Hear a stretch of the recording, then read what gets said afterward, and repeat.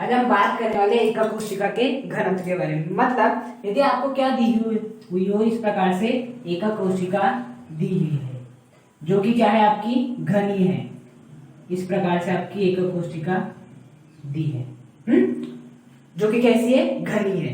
अब यदि इस एकक कोशिका का आपको क्या लिखना है, घनत्व लिखना है, तो आप किस प्रकार से लिखेंगे वही हम जानने वाले इस वीडियो में। तो देखना, बेसिकली जो घनत्व का फॉर्मूला होता है वो बेसिकली कितना होता है, द्रव्यमान बटे आयतन। ये होता है घनत्व बराबर द्रव्यमान बटे आयतन। अब यदि मैं एकक कोशिका के घनत्व की बात करूंगा तो क्या हो जाएगा, एकक कोशिका का घनत्व बराबर एकक कोशिका का द्रव्यमान, एकक कोशिका का द्रव्यमान डिवाइड में नीचे क्या आ जाएगा, एकक कोशिका का आयतन। तो बेसिकली जो एकक कोशिका घनत्व का फॉर्मूला बन जाएगा वो क्या बन जाएगा, एकक कोशिका का द्रव्यमान गुणा एकक कोशिका का आयतन। अब बेसिकली देखो, हमें इस चैप्टर में जो एकक कोशिका पढ़नी है वो कौन सी एकक कोशिका पढ़नी है, घनी एकक कोशिका पढ़नी है, जिसकी प्रत्येक भुजा क्या होती है, आपस में बराबर होती है, उस प्रकार की पढ़नी है। अब देखो, यदि मुझे एकक कोशिका का द्रव्यमान लिखना तो वो मैं कैसे लिख सकता हूं, वो मैं इस प्रकार से लिख सकता हूं, आपको कणों की संख्या गुणा एक कण का द्रव्यमान डिवाइड में क्या आ जाएगा आपका, एकक कोशिका का आयतन।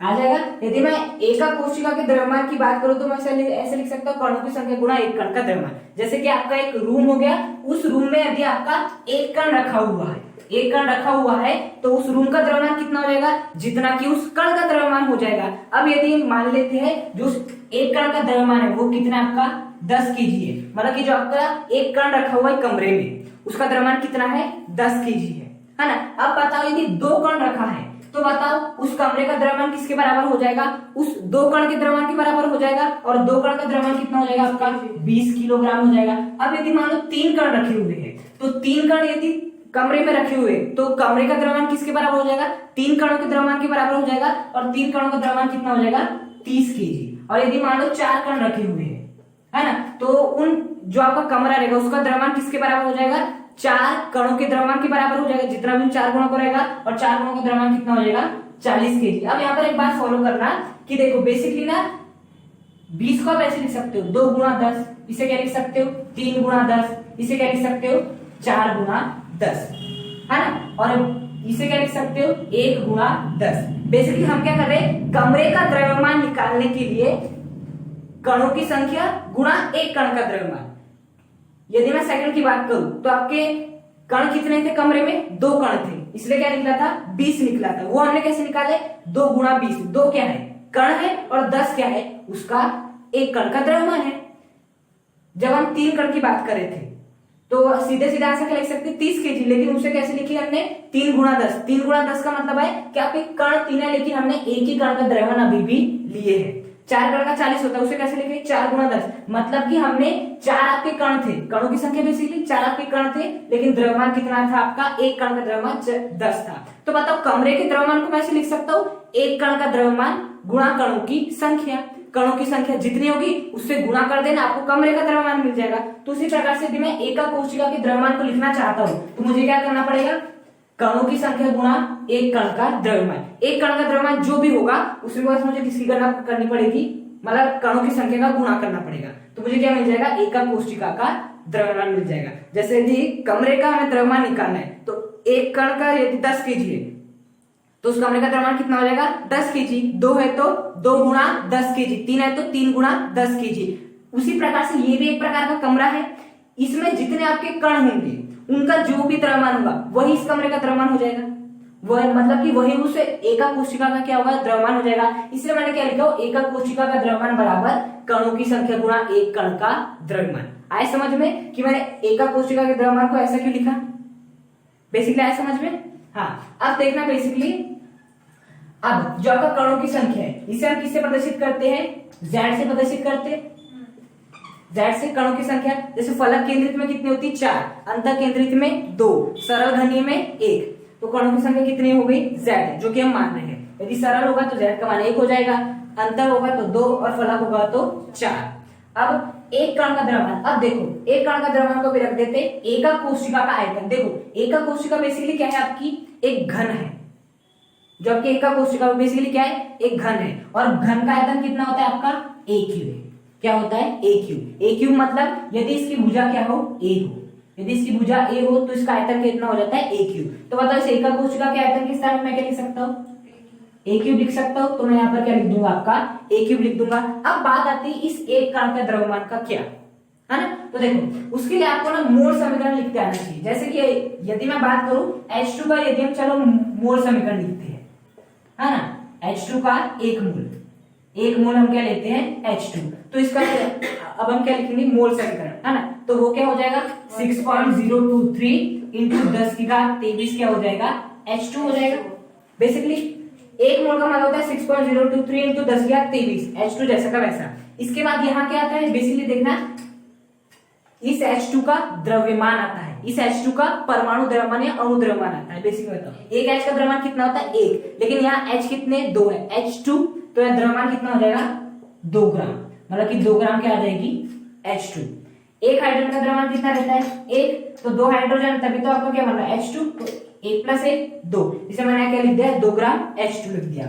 उसके बाद यहाँ पर क्या आता है, आपका आयतन आता है। बेसिकली यदि आपकी गैस हो तब आता है, तो यहाँ पर क्या आता है 22.4 लीटर, क्या हो जाएगा 22.4 लीटर क्या हो जाएगी आपकी H2 हो जाएगी। कितनी हो जाएगी, 22.4 लीटर H2 हो जाएगी। मतलब कि एक मोल H2 में इतने अणु रहते हैं आपके H2 के, इतना केवल उसका भार रहता है, 2 ग्राम H2 रहती बस एक मोल में, और इतना उसका क्या रहता है, आयतन रहता है ना। तो यहाँ पर बेसिकली देखना, बेसिकली जो 2 ग्राम है वो क्या है, आपका अणु द्रव्यमान है। बेसिकली क्या है, जो आपका H2 है वो क्या है, आपका अणु है। अब मान लो यहाँ मैं H2 ना लेते हो, क्या लेता, केवल H लेता, तो यहाँ पर क्या आता आपका 1 आता, और वो जो 1 रहता वो क्या रहता, बेसिकली परमाणु द्रव्यमान, क्योंकि H क्या है आपका परमाणु है। तो यहाँ से बोल सकते कि जो आपका परमाणु द्रव्यमान है वो किसके बराबर है, 1 मोल हाइड्रोजन के बराबर है, या ऐसा बोल सकते कि जो आपका परमाणु द्रव्यमान वो किसके बराबर है, 6.023 इंटू 10 की घात 23 अणु के बराबर है। तो हम ऐसा लिख सकते हैं, ये बेसिकली क्या आपका परमाणु द्रव्यमान या अणु द्रव्यमान। तो देखो परमाणु द्रव्यमान बोले या अणु द्रव्यमान बोले, उसे आप एक शब्द में लिख सकते हैं मोलर द्रव्यमान के रूप में। तो मैं ऐसा लिख सकता हूँ कि जो आपका मोलर द्रव्यमान होता है,